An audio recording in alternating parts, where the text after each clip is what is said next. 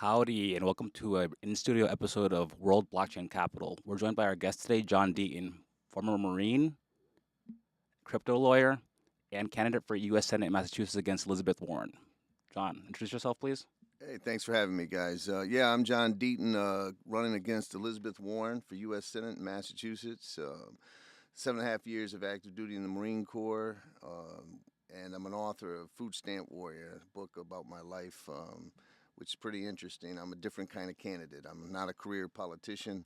I decided to get in this race because when you look at me, I'm the embodiment of the American dream, and I see it dying, so I'm in the race to try to do something about it. That's great. So I want to get a little bit of a background on how you got into cryptocurrency. You talked about your book, Food Stamp Warrior, which I actually read a little bit about it, but give us your perspective on it. Oh, that's a great question. It's a very personal introduction for me because I grew up in extreme poverty. My mother, a single mother on welfare and food stamps, living in one of the worst neighborhoods in America, a place called Highland Park, Detroit, ranked top 5 worst in the country. And so my mother couldn't afford to keep a bank account because the banks would always hit her with fees because she couldn't keep a minimum deposit, whether it was $10, whatever it was. We always needed that money, so she would always use it. And at some point, if she were to cash her welfare check at the bank, they would take so much of it, we couldn't do it. So when you go into the inner city, you always see these places called check cashing stores, right? They Yep. have check cashing, liquor, lotto, and they take 10, 15, 20%. So I used to watch my mother really beg people, like, can you please not take $20? Can you take only 10 because we need it for food? So when I read about Bitcoin in the Bitcoin white paper, that was the first thing I read. I was like, wow, we could cut out the predatory fees of the banks. We could cut out the middleman. When I went to college and I would send her money, it would be through Western Union. And they would take 10, 15%. So if I'm trying to send my mother $100, she only gets $90 or $88. And so it was like, wow, you can cut all that out and people could have a direct, you don't even need a bank account. And so that to me was revolutionary. I thought about how poor people, could lift themselves up because obviously accredited investor rule prevents 92% of the people from owning like pre-IPO shares of private equity stock. So to me, it was revolutionary that the unbanked or the underbanked would actually be able to participate in the economy. And then I just, went down that rabbit hole we all have went down when it Yep. comes to blockchain and crypto. And so I became a bit consumed about it because I thought about capitalism and freedom and how someone could just have a smartphone and a website and they could sell products and they wouldn't even need a bank. They wouldn't even need a middleman. And so to me, that's how I got into it. Very personal reason. So you became, I'd like to say, a little bit world famous for your representation of XRP holders around the world, and mostly in America, in the case against the SEC, the Supreme Court level. Explain to us why you got involved in that case and what your perspective on it going forward as well with the Ripple situation right now. Well, I got into Bitcoin and then I started looking, like everybody does, into other potential blockchain and technologies. And I came across XRP and I saw that, wow, XRP was pretty fast. It was pretty efficient when it came to payments. And so I bought XRP. I actually owned ETH too. And so I only had 3. I had Bitcoin, Ethereum, and XRP when the lawsuit hit.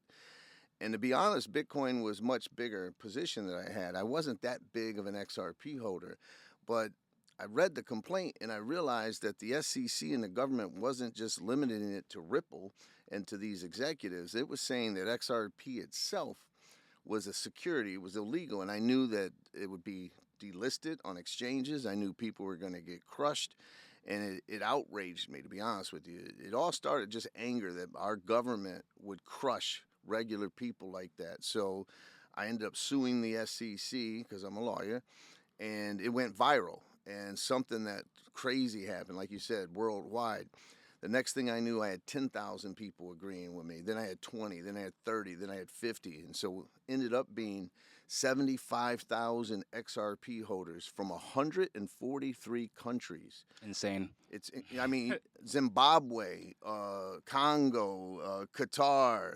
You got Russia and Ukraine at war, and I got Russian XRP holders and Ukrainian XRP holders who are signed up. It's just amazing. and they all joined me. We went up against the SEC and we won because the judge agreed with us. XRP itself's not a security, therefore giving it legal clarity and something I'm proud of. I did it pro bono just because I was in the position that I could do it, and I think that inspired a lot of people that, hey, this guy just doing the right thing. He's not looking to get paid for it or anything like that. And it just sort of created this momentum, and I'm very proud of that. But yeah, that's how I sort of became known as like a crypto lawyer. So going forward with Ripple situation and their lawsuit they're fighting against with the SEC, what do you think is going to be the outcome of that? Are they going to end up having to pay the SEC a certain amount of money and meet in the middle, or is the SEC going to drop the case like they've done recently with Ethereum? No, the SEC is the lawyers there, I'll be honest with you, they're a bunch of prima donna, like elitist crybabies as far as I'm concerned. And I say that because they tried to kick me off the case, right? Because I was fighting back and they filed a motion and they argued for the judge that, hey, this guy needs to be thrown off the case because, they didn't like my tweets and stuff like that. Mean tweets, right? Right, mean tweets, right? They said, "Oh my God, look," because I said, listen, I grew up in the hood and I learned at a young age I know how to handle a bully. You punch him in his face. So they said that I tweeted that out. They're like, "Oh, he's threatening us," and I was like, "What? What planet do you people live on?" But for some reason, they don't like people to fight back. And Ripple fought back, XRP holders fought back, and that's how they acted. So I don't think they're going to drop it. They are being unrealistic. They're trying to seek $1.2 billion from Ripple. They're not going to get that. I think at the end of the day, the judge ruled that Ripple violated when they made some institutional XRP cells, that those technically constituted unregistered securities, but there's no fraud or there's no misconduct in any way. So I think when all is said and done, the judge is going to fine Ripple a lot less than Ripple paid for attorney's fees. So Ripple's already paid over $100 million in attorney fees. And I think that the judge might come down with a $20-30 million kind of penalty. Okay, so XRP, you're already victorious in that case.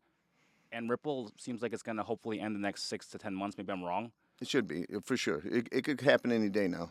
The final ruling from her, when I say her, I'm talking about Judge Torres, where she says, hey, this is the penalty Ripple should pay. Like I said, it could be $1, it could be $100 million, but it'll be something in the middle.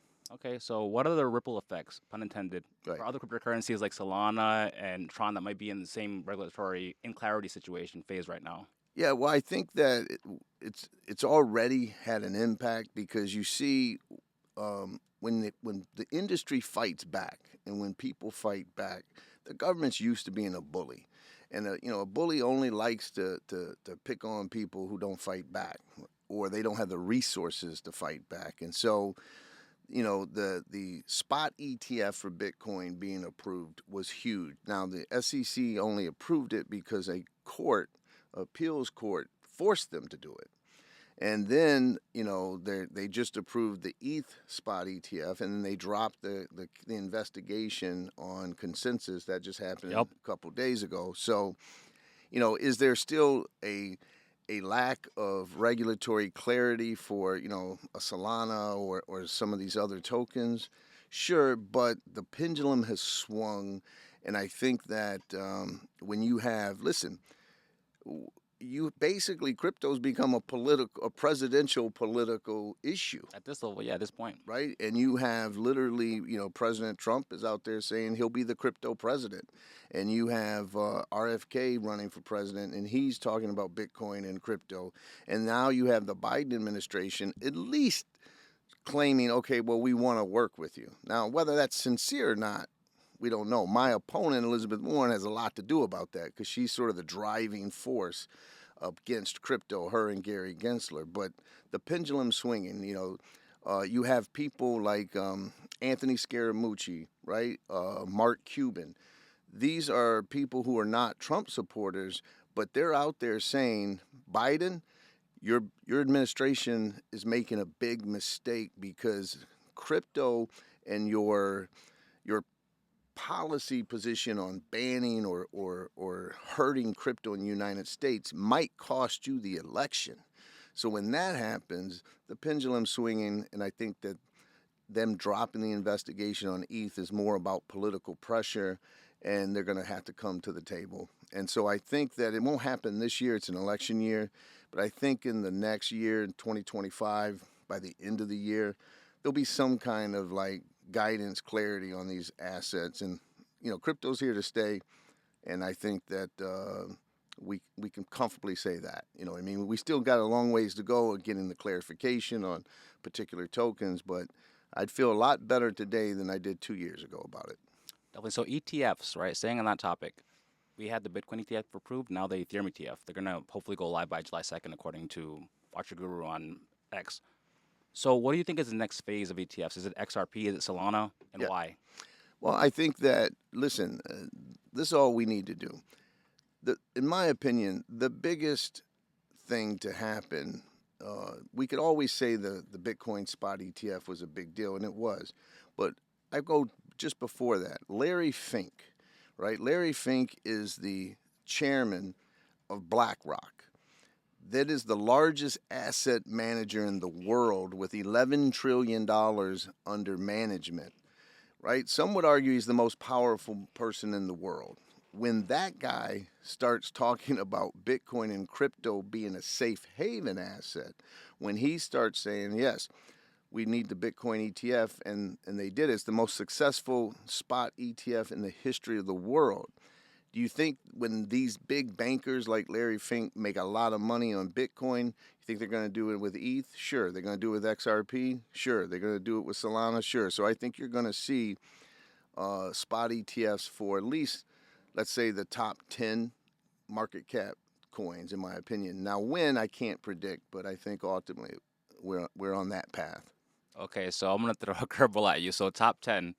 That could include Dogecoin and Shiba Inu. Are you saying there's going to be a meme coin ETF? Well, I don't know about that, but I think that I wouldn't be surprised if I saw a meme coin basket ETF. Whether it's a Doge ETF, I can't. That's hard to think of, right?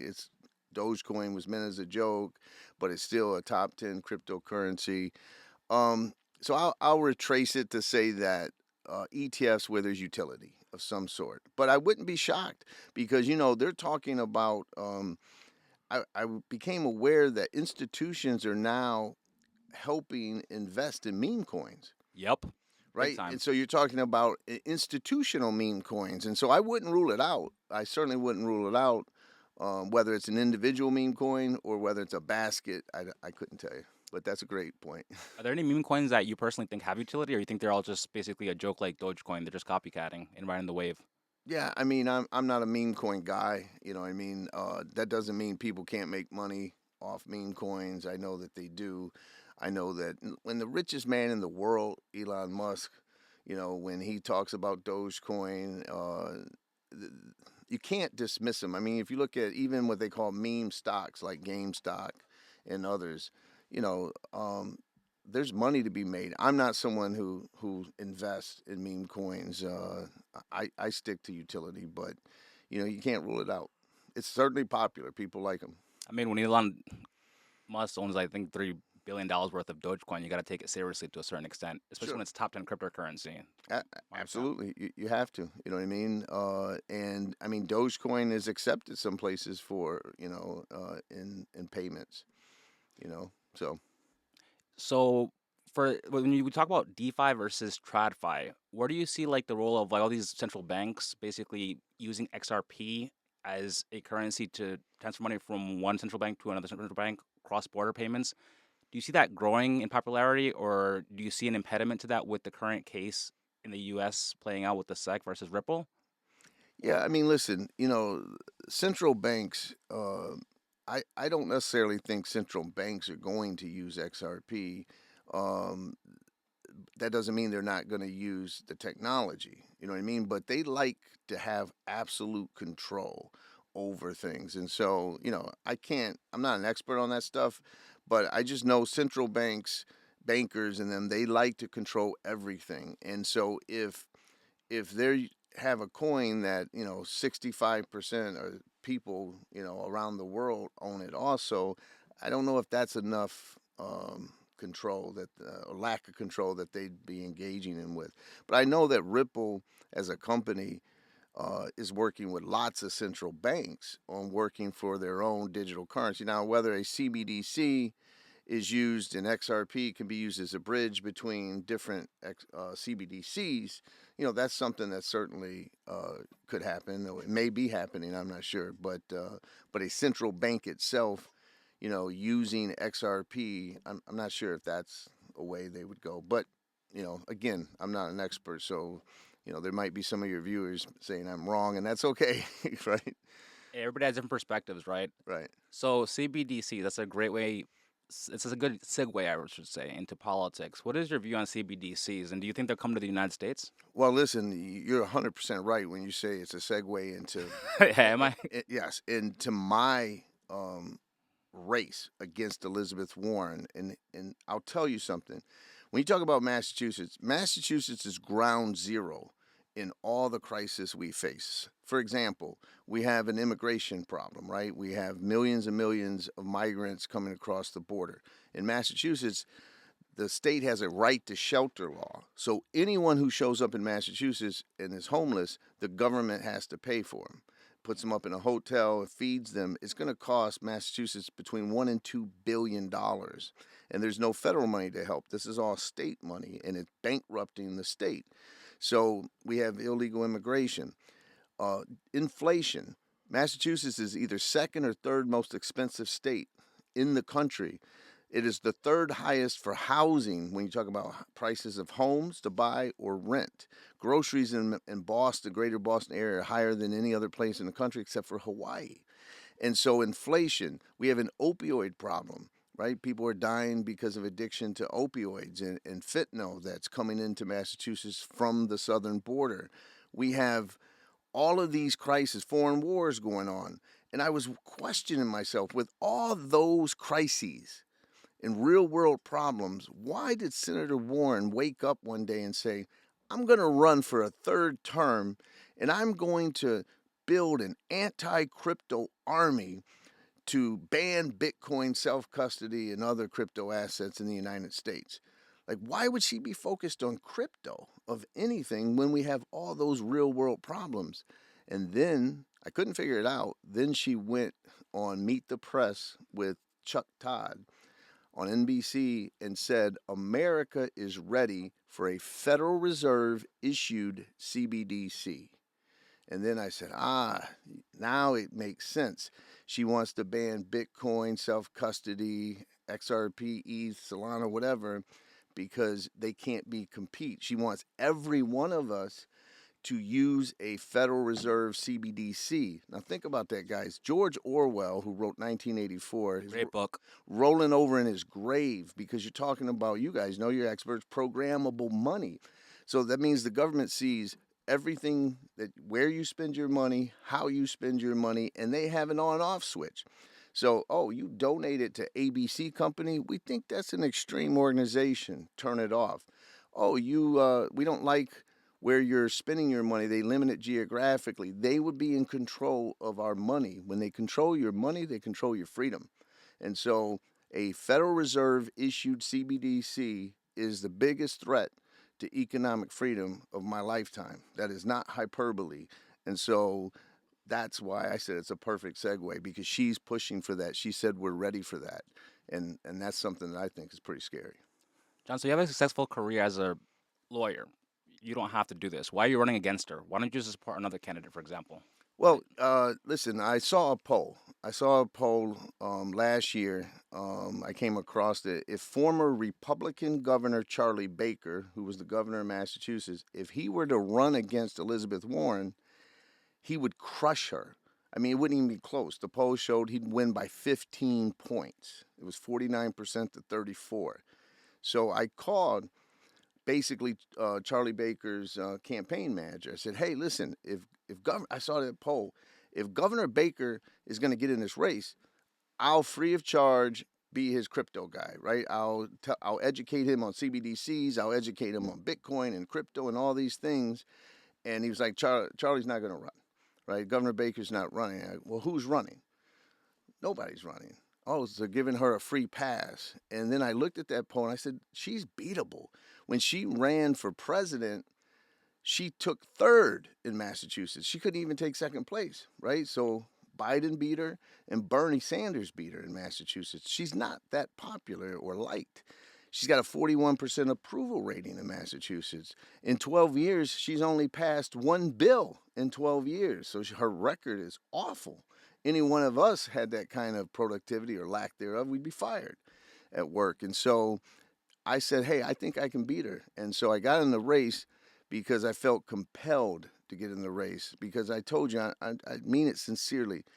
I am the American dream when you look at my life. And her policies threaten that American dream. And so I felt compelled to get in the race. Okay, so day one, let's assume that you beat her. Yep. What is the first thing you're going to do when you step into your office at U.S. Senate in D.C.? The first bill I'm going to write is term limits, right? That you only get, as a senator, you get 2 terms. Each term is 6 years. You get 12 years. If you're a congressman or woman, you get 12 years. And then you can't. Just like the president, you get capped out on term limits. And so my position is if you go to Washington, D.C., and you can't help bring change in more than a decade, then it's time for you to leave and let someone else, with fresher ideas have a chance. And let's use Senator Warren as the example. 12 years ago, guys, she went promising that she was going to hold the banking industry responsible. She was outraged that no banker went to prison from the 2008 financial crisis, and she would go hold them accountable. You guys know who wrote her last bill, her anti-crypto bill, the banking industry. That's what happens in Washington, D.C. if you stay too long. You can't beat them, so you join them. And so the first bill will be term limits for U.S. senators and congresspeople. So there's a lot of rumors going around that she's actually hiring people like Jamie Dimon to give her advice on how to beat you. How do you perceive that? That is true that she's trying to use the banking industry, which she used in 2008 to actually become a senator. If she's using that basically now to prop herself up to run against decentralization and people that advocate for cryptocurrency like yourself. Right. Well, listen, she held herself out as anti-Wall Street, anti-bankers. Which industry is threatened the most by crypto? The banking industry. It's the very thing we talked about early on in the podcast when you asked me why I got involved, right? You cut out the middleman, you eliminate their fees. Think about cross border payments. You're talking about XRP, for example. You can move money in 3 to 5 seconds, and it costs a fraction of a penny, versus go to a bank and they're going to take fees, right? They're going to charge you 6, 7% of whatever the money. You want to send $1 million from one bank to another bank, and let's say that the second bank is in Mexico, so it's pesos or some other type of currency. They're going to take a fee, and so if you're going to eliminate those fees and it's going to be almost free, like with XRP or other digital currencies, the bankers don't want that. And so I've said that she's now the number one lobbyist for the banking industry, and it wouldn't surprise me.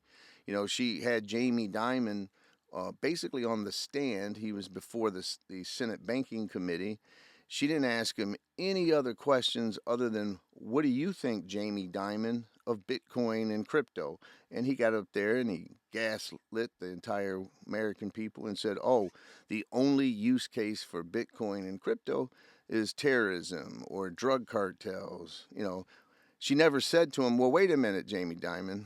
In the last 10 years, your bank was fined $35 billion for illicit criminal activity. That's a hell of a lot more than ever been used, right, in crypto. She didn't ask him that. She didn't ask him about the Epstein financing that his bank financed Jeffrey Epstein and the biggest sex trafficking operation in American history, right, where young people, women, were basically taken advantage of. Some claimed to be raped.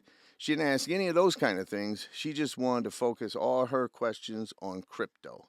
And so it's time for her to go because she is now in the pockets of the Jamie Dimons and the bankers. Okay, so take a minute from that topic and talk about crypto mining. I brought my brother here. One of the, in my personally that I know, one of the top crypto miners in the Northeast, if not the country. So, what is your pitch to crypto miners and or Bitcoin miners in Texas, for example, on how you becoming senator, U.S. senator, could actually benefit them as well?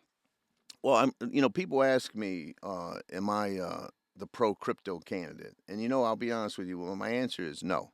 I'm the pro freedom candidate, and you have the freedom. If your brother wants to be a miner and be successful at it, there shouldn't be any impediment of that. We live in a free society. We are supposed to be capitalism.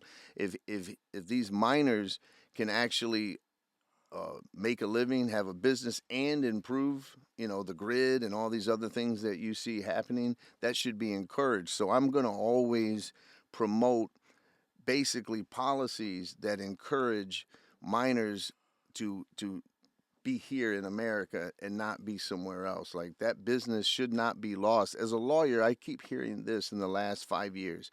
I keep seeing people say, you know what? I'm not going to do it there. I'm not going to do it in the United States. I'm going to exclude U.S. investors because I don't want to deal with the government or the SEC. And so, but I'd be interested to hear on your thoughts. What about it, Mark? Um, One of the things that Biden's actually currently doing is, I guess, he's trying to impose a bigger tax on the hardware coming from China, which is obviously gonna, severely decrease the amount of, gains that you are making when you are mining. After you include electricity and all that stuff. Also, if you compare that with the new AI boom that uses the same hardware, right? The thing is that now you get a crazy, crazy increase in the price of the hardware, right? So that's kind of a problem. Like, I don't know how politics is involved in that situation in which some of the candidates, I guess, I mean, are they not going to are they going to like now try to not impose that? Like, Well, I listen. What you need to do is you need to find candidates and find out, are they into free markets. I'm a free market. Let the market dictate the price. That's right, and that increases competition. That lowers prices for consumers, which means it's more efficient for people like you who want to go into business. And so, if the government shouldn't be in the business of interfering with free market, we want to protect people from fraud. But what you're talking about, I don't see why the government's even involved in saying, oh, well, we're going to put an extra tax on this product. You know, that's a very dangerous, slippery slope. And so I'm always going to side on the side of free markets, and free enterprise should decide the price of goods and products, not government. I agree. It's just a very specific thing that that they want to tax. Is it a part of that war on crypto? Is it, I mean, I don't know. Or is there, I'd have to hear their explanation, but I can tell you, whatever they're going to say, unless they can point to some very specific reason where they're protecting American innovation and not hurting it. Is there a scenario where someone could say, well, the government should do this because there's this unfair situation for American entrepreneurs versus maybe some other entrepreneurs across the world. Maybe there's a scenario, but otherwise, let the market decide what's going on. I agree. That's a good answer. So let's talk about polarization. You obviously, everybody watches TV now. People are becoming celebrities by engaging in this war: Democrats versus Republicans, the Matt Gaetz of the world versus the AOCs. How do you plan to bridge the divide to actually come to consensus on policies that help the American people versus just going to, yelling wars with the other side? Yeah, and A phrase, I mean, it's part of the reason I'm in the race. Senator Warren, and it's a great question. She is like the epitome or the queen of finger pointing and blaming and dividing people and fueling the division. And everybody's got to wake up. And why do they want to keep us divided? They want to keep us divided so that they can stay in power. And so the answer to your question is to lead by example. In the Marine Corps, as an officer in the Marine Corps, it's all about mission accomplishment, right? Who caused the problem? We really don't spend time on that. Like you do after you solve the problem to make sure you don't, come across that problem again. But your whole goal is to let's fix this. And so we got to end loyalty to political agendas and things like that. Senator Warren is loyal to herself and the Democratic Party and her agenda. and nothing else. My loyalty will be to Massachusetts and America. There's one test. Is it good for Massachusetts and America? If it is, call it a Democrat proposal. I don't care. Call it a Republican proposal. I don't care. I'll be all in. If it's bad for Massachusetts or America, then I'm not going to support it, even if other people in my party want to support it, right? And so you just got to be loyal to the country and loyal to freedom and what promotes those principles, and ignore all the name calling. I don't know, man. I'm exhausted by the division. I mean, you've got people, who I've got best friends that, are supporters of Trump. I've got people who are close to me who are supporting Biden. That doesn't mean we can't be friends, right?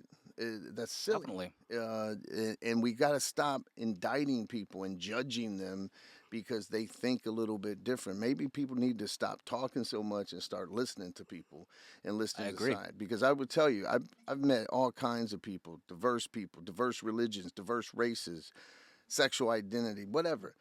We all pretty much want some of the same things in life. You know what I mean? And we got to get away from life. Shouldn't be about black versus white, gay versus straight, red versus blue, rich versus poor.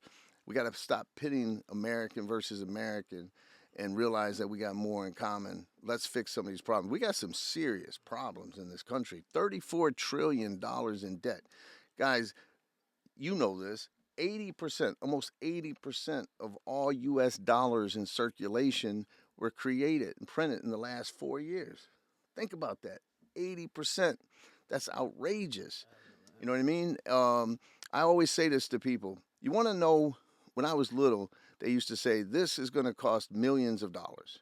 When I got to college, this is going to cost billions of dollars. Today, they talk in trillions. I encourage your audience to Google how many years does 1 trillion seconds equal, right? I ask people, guess, how many years do you think a trillion? Oh, 800? 37,000 years. If you add 1 trillion seconds, it's the 37,000 years. And so that's how big a trillion is. And so when the government is 34 trillion in debt, we have to solve that, or we're going to be stealing from younger generations for years to come. So we've got serious problems that we need to fix. And if people just stop pointing the finger at each other and show people some dignity and respect, I think we can get there. In the interest of fairness, you've mentioned Biden and Trump. I'm just curious, what's your perspective on? You never know nowadays. I highly doubt that he could win, but you never know. So, what do you think about RFK and how he's influencing the narrative on cryptocurrency at the federal level, especially since he's being invited to these conferences, Mhm. like the Bitcoin conference? He was a keynote speaker last year. Right. Listen, we live in a democracy, and I know a lot of people on both sides criticize him for being in the race. Listen, it's America. Do I think he's going to win? Probably not, right? But they say that about me. Most people say that I'm not going to beat Elizabeth Warren, and I disagree with them. I know it's hard, it's an uphill battle, but I know I can do it. So you never know what can happen. I mean, I think that RFK is polling the way he is because people are disappointed, right? They're disappointed in that it always comes down to like a choice between the lesser of two evils. That's what a lot of people look at it, and so but certainly we have all three now, right? Not so much Biden himself, but his administration are talking about Bitcoin and crypto. We have President Trump talking about it. I mean, he's literally part of his stump speech now. He brings up crypto. The last couple I've seen. The quote unquote crypto president, Right, correct? right. And you have RFK saying, things about Bitcoin mining. Same with President Trump. And now you have the Biden administration at least saying, well, we want to work with the industry. Instead of we want to destroy you, it's become, well, we want to work with you. And so there is no doubt in my mind that during the presidential debate, whether RFK makes the stage or not, I don't know. But we have a debate coming up, I think, next week. The 27th, June 27th, correct? I will not be surprised if you see a question on crypto. Like, I won't be surprised at all if that does not come up during this first debate. And if that does happen, what's going to happen to the market? Like while they're speaking, as we both know, the cryptocurrency market is 24/7. You think that it's going to Market's going to go crazy? I certainly, obviously, if Biden says something positive and Trump both say something positive, you could see some kind of, reaction. But listen, at the end of the day, what the good news is for the industry, your brother's a miner, people like him, is that it looks like crypto's here to stay. 2 years ago, you had the FTX thing, right?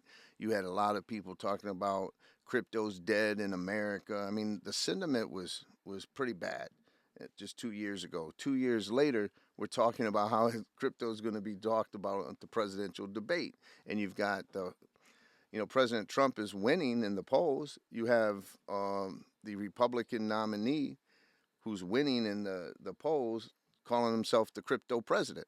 So whether that you believe him or not, it's not my point, right? My point is that crypto has arrived on the main stage of American politics, probably a sign that it's here to stay.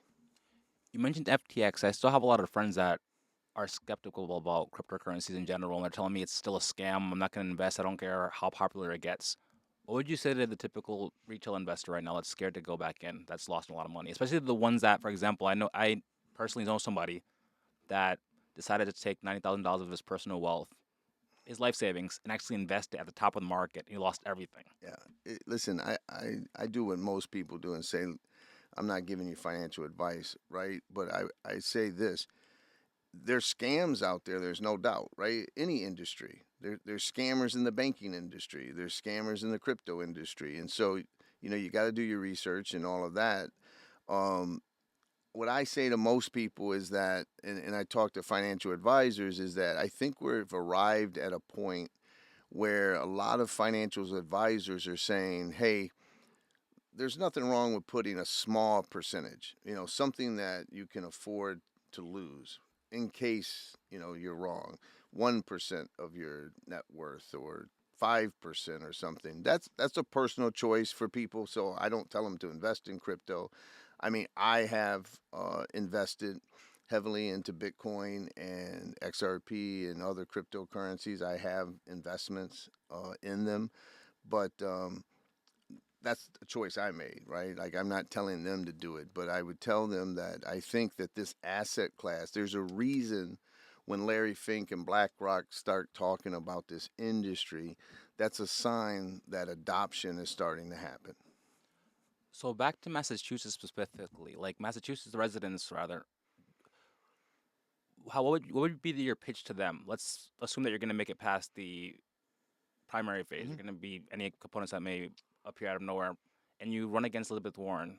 When you're debating her, what's your main differentiating factor against her besides cryptocurrency? Because Sure. obviously, I'm not sure what percent of the population in Massachusetts is interested in cryptocurrency, but I would assume that it's a relatively small percentage that could sway either way. But in general, most people, what is your main pitch to them? Well, that's why I've called her the crypto candidate, not me, because why is she focused on crypto so much instead of those issues we were talking about: debt, opioids, inflation, housing prices, illegal immigration.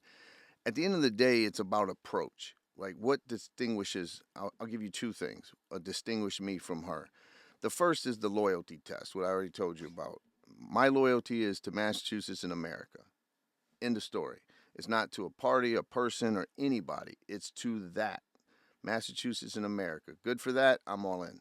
Now, our approach is fundamentally different. She's great at fighting against things and people. For example, she's great at fighting against the wealthy and the rich.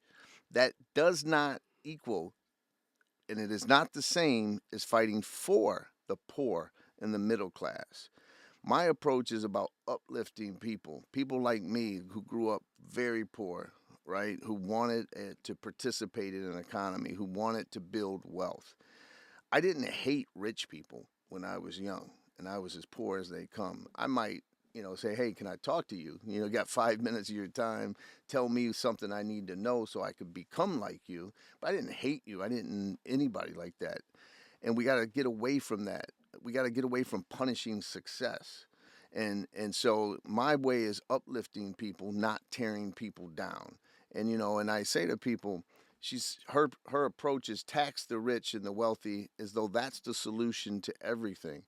And giving more money to the federal government does not equal giving more money to poor people or the middle class. It's just giving it to the federal government and career politicians like her so that they can go and give it away to the world and spend it on nonsense because they think that, the taxpayers can just keep flipping the bill for everything. And so, but it's that approach of uplifting versus tearing down.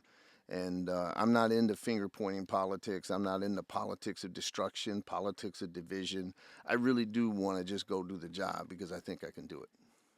So we hosted an event a few months ago, and we talked about state level policies or proposals that you think that states should implement at the state level that could actually help the industry as well. Could you just explain a little bit more on some of the suggestions that you would have for state governments as well? As you're a U.S. senator, but you also have to look at how you can work with the states as well. Well, I think the states have to see that you have to grow your economy. And so you have to implement pro business policies. You can't make it so hard. We have a housing problem in Massachusetts. So I've been talking to builders. They got to wait a year to get a permit, right? From the local ordinance and zoning and this commissioner and this person and this. You got to cut through that and foster basically growth. And so the other thing as far as crypto that we were talking about, you got to change the narrative. You said something very true where you said in my race in Massachusetts, yeah, they're definitely crypto savvy people in Massachusetts, right? You got MIT, you got Harvard. Like when it comes to technology, Massachusetts always does pretty well.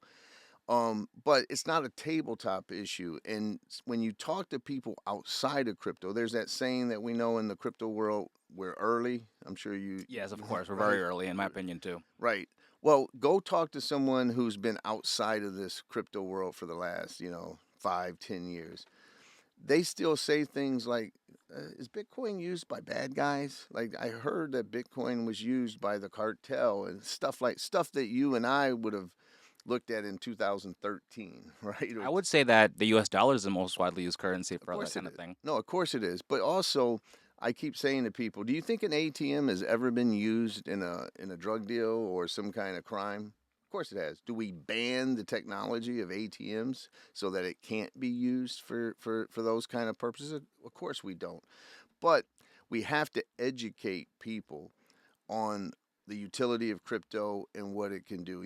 When you talk about finance, it intimidates a lot of people. The average person sort of, if they don't understand it, they shy away from it. And so I think we just got to educate them. And so, but you're starting to see it more and more. You're starting to see, whether it's in college or even the high school, you're starting to see classes on blockchain technology. And so I think that we have to educate the populace, make sure that people understand that the narrative is this is a new technology. We took the internet and we did great things from it. Were there some problems with the internet, the dot-com bubble, and bad companies that took advantage of people? Sure.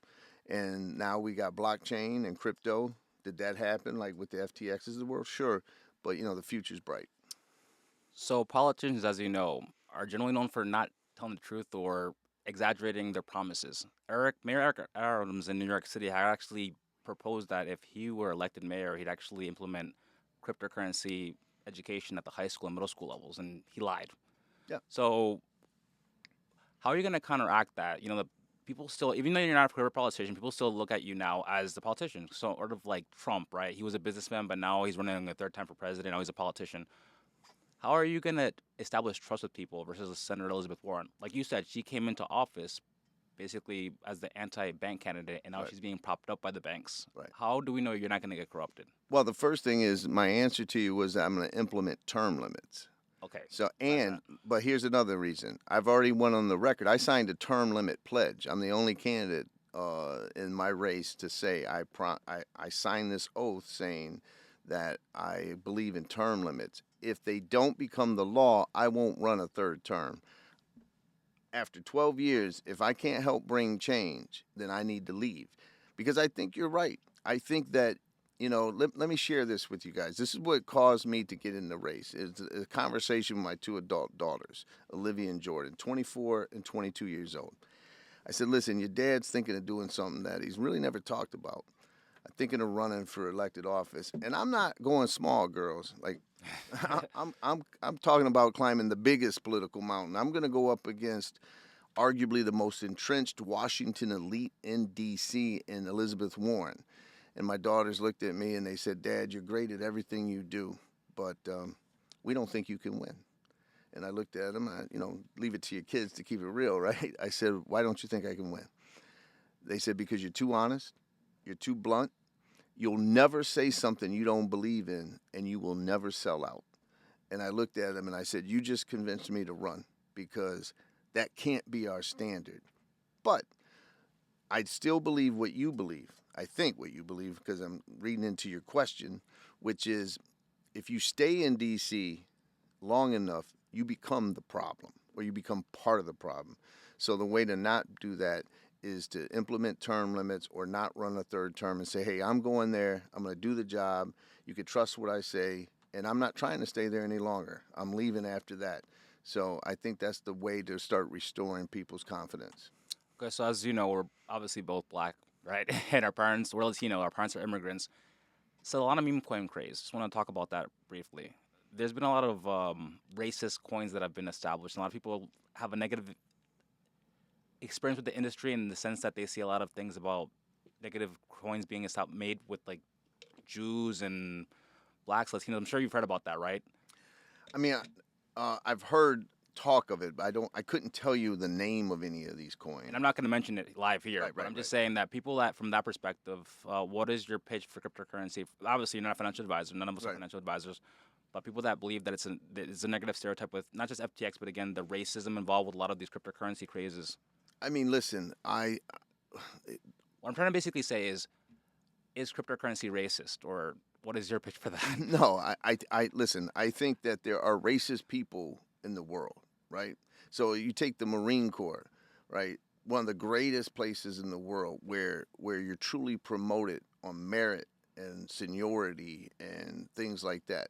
But are there a few racists in the Marine Corps? I'm sure, right? Because it's a microcosm of society. And so you can't let a few bad apples that are in any industry indict the entire industry. I do not believe cryptocurrency, no one knows the color of Satoshi Nakamoto, as far as I know, right? I mean, I don't know if you guys know who it is. I don't know who it is, but, we don't know the religion. We don't know the race. And so do I think crypto is racist? No. I think it's a technology. Are there bad people in the world? Sure. But we live in a free world, right? And so when you have freedom, you're going to have people who come up with some kind of coin that perpetrates their own hatred, and I think the best thing to do is ignore them and not give them a platform. You made a good choice now by saying I'm not going to name any of these things, right? Because we don't want it, but we got to stop indicting people because of a few bad actors.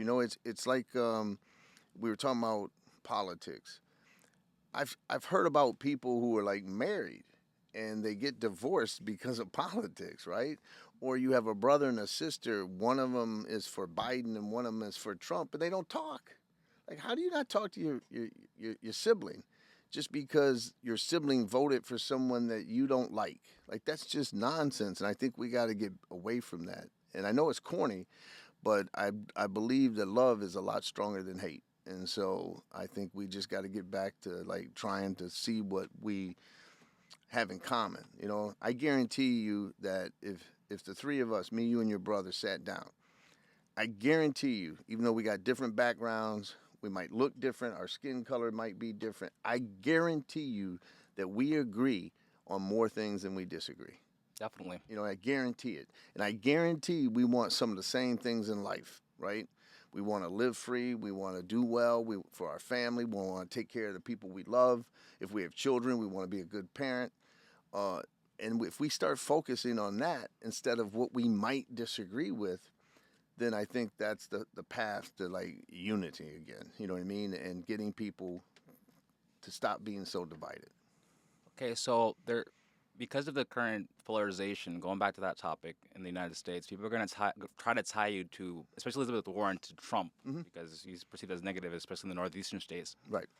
what is your perspective on how you can detach yourself from Trump and bring back the topics, like central, big talk about the topics versus having her attack you on the, your association with Trump just because you're of the same party? Right. Well, she's already tried it, because when I announced, the very day I announced my candidacy, she said, "Oh, the extreme MAGA Republicans have recruited John Deaton," and it caused Fox Business to do a segment on the Liz Clayman show where they said, "Why is Elizabeth Warren so scared of John Deaton? Why is she like trying to label him and vilify him?" But here's what I said. I was on a show last night, on the Howie Carr show last night. And I was asked this question. I was asked this question on NBC, and I said, "Listen, President Trump is running for president. He's leading the polls. I get it. We're going to talk about President Trump. That's obviously fair game. But can we ask the follow-up questions, right? Let's focus. Let's move away from only focusing on the messenger and the flaws of the messenger, and let's look at the message for a moment. So let's ask the more important question, which is here. Why? Why did President Trump get 74 million Americans to vote for him despite what they call 4 years of chaos, mean tweets, personality issues? That 74 million Americans, guys, was 9 million more votes than Barack Obama got when he was easily reelected for president for a second term. All those 74 million Americans are not racist, xenophobic, misogynistic people.